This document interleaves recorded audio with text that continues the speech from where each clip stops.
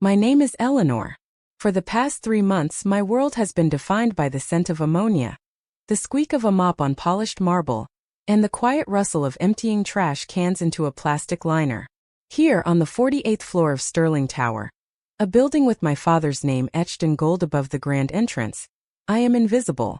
And that is exactly how I wanted it. My father, Arthur Sterling, the founder of this global enterprise, passed away 6 months ago. He was a brilliant, tough, but deeply principled man. In his final days, he left me with more than just his controlling shares and the title of CEO. He left me with a warning. Eleanor, he'd whispered, his voice a faint echo of its former strength. A company is a living thing. Its heart isn't in the boardroom. It's on the floors, in the cubicles, in the break rooms. The fancy suits and polished smiles are masks. Before you choose who will lead this company after you, promise me you'll find its true heart. Don't trust the masks. And so, I traded my tailored business suits for a gray janitor's uniform. I became one of the many unseen people who keep the gears of this massive machine turning. I wanted to see the real Sterling Enterprises. I wanted to see who people were when they thought no one important was watching. 4 weeks, my observations led me to one person, Marcus Thorne. He was the company's golden boy, the executive vice president of operations. On paper, he was perfect. He was handsome, charismatic, and his performance numbers were always spectacular. Everyone, from the board members to the interns, saw him as the heir apparent. For a while I saw it too. His presentations were flawless, his confidence infectious. But when you're the one cleaning the smudges off the glass walls of the conference room after a meeting, you learn things.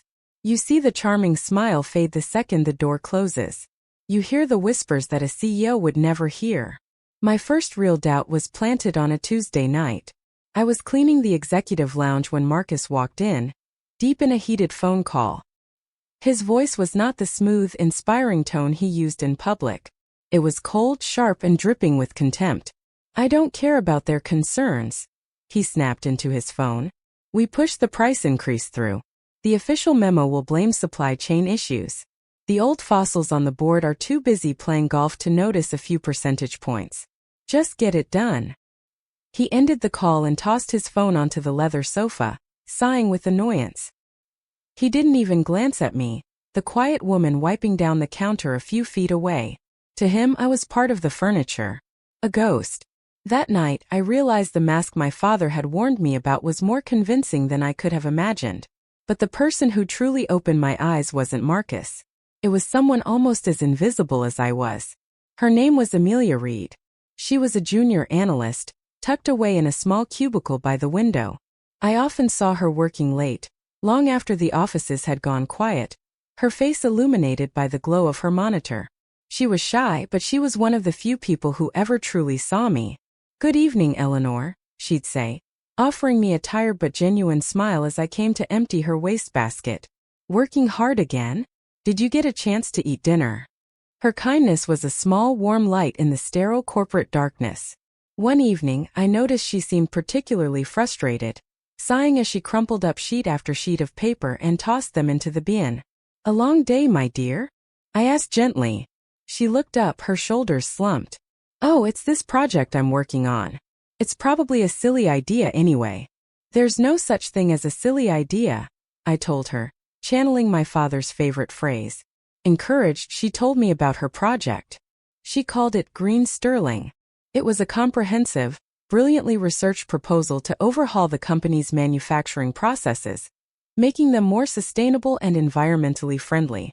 She spoke with a quiet passion that was mesmerizing. I just think we can be better," she finished, almost apologetically. "We're a powerful company. We could set an example. But, I don't know. It's probably too ambitious. Mr. Thorne would never even look at it." That night, after she left, I couldn't resist. I carefully retrieved the crumpled papers from the bin. As I smoothed them out, I saw that her idea wasn't just ambitious. It was visionary.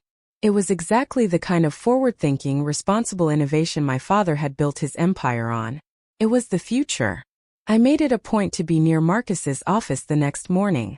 I saw Amelia, clutching her proposal, nervously approach him. I polished a nearby window, my reflection my only cover, and I listened.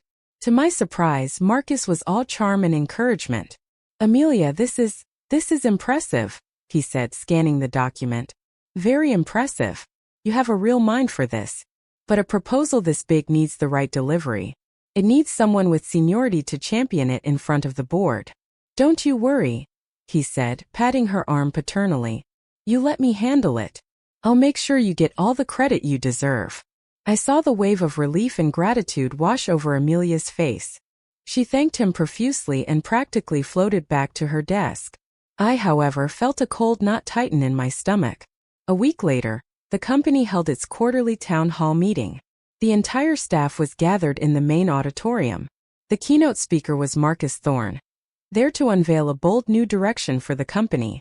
And as his presentation began, my worst fears were realized. On the massive screen behind him, the title slide read, Green Sterling, A New Vision for the Future by Marcus Thorne. He spoke beautifully, using Amelia's words, her research, her passion. He presented her vision as his own, something he had spent countless sleepless nights developing. The applause was thunderous. I found Amelia in the crowd. She was standing in the back, her face pale, her eyes wide with disbelief and utter devastation. She looked from Marcus on stage, basking in the stolen glory, down to her own empty hands. She was crushed. He had stolen her dream, her hard work, her voice, all to pave his own path to the CEO's chair. I felt a rage building inside me, a cold, hard anger that my father would have recognized. But that still wasn't the final straw. The final unforgivable insult was reserved for me. The next day, the building was buzzing with talk of Marcus's genius. I was quietly cleaning the hallway outside his office when he stormed out, barking orders at his assistant. He stopped dead when he saw me. A look of pure disgust crossed his face. You, he spat. You're always here, aren't you? Just lurking around, listening in on people's conversations. I know your type. Nothing better to do than gossip.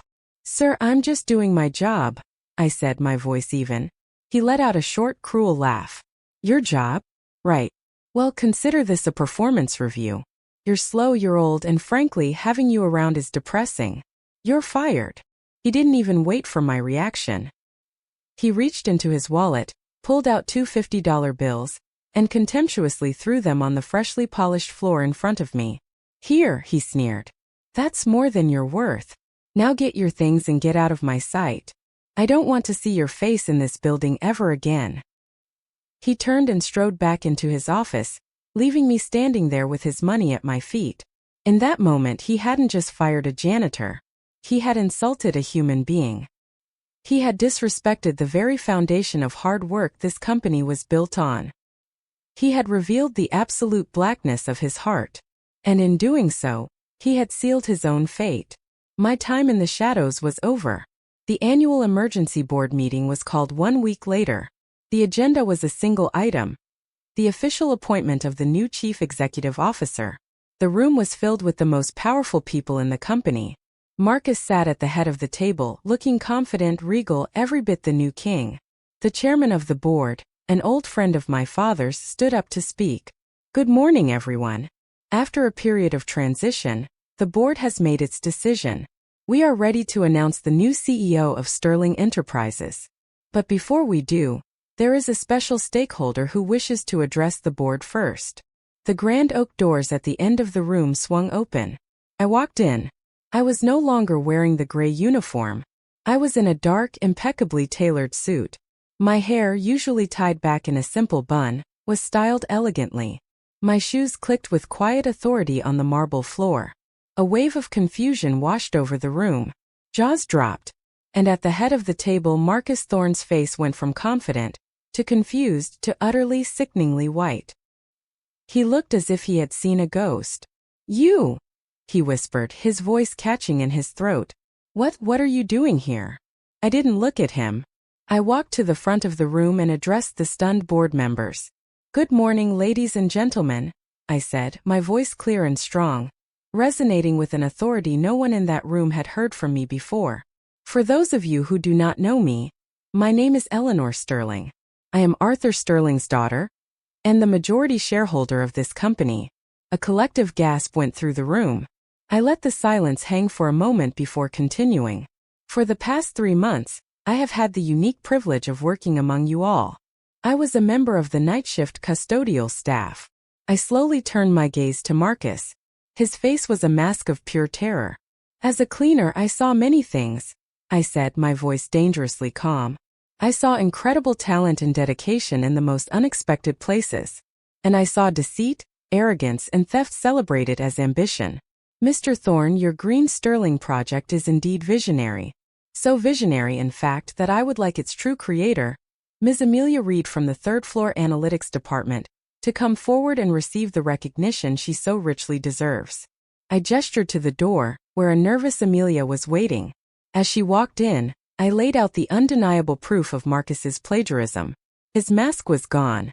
All that was left was the pathetic, grasping man underneath. I let him squirm for a moment longer. Then I delivered the final blow. "Oh, and one last piece of business, Mr. Thorne," I said, looking him dead in the eye. "Last week you fired a janitor. You told her she was old and slow, and you threw $100 at her feet. You told her to get out of your sight. You were right about one thing. Her job as a cleaner is over. But so is yours. Your position at Sterling Enterprises is terminated, effective immediately. Security will escort you out. Please don't forget to take your personal belongings." My final words hung in the dead silent room. Marcus, utterly defeated, was led away by 2 security guards, unable to even look at me. I walked over to the brilliant, terrified young woman I had just promoted. I placed a hand on her shoulder. "They say that the true measure of a person's character is how they treat someone who can do absolutely nothing for them. For 3 months I was a nobody, a ghost in the hallways. And that invisibility gave me the clearest sight of all. My father asked me to find the heart of his company. I did. And now it's time to rebuild his legacy. Not with masks and mirrors, but with integrity, respect, and a clear vision for the future."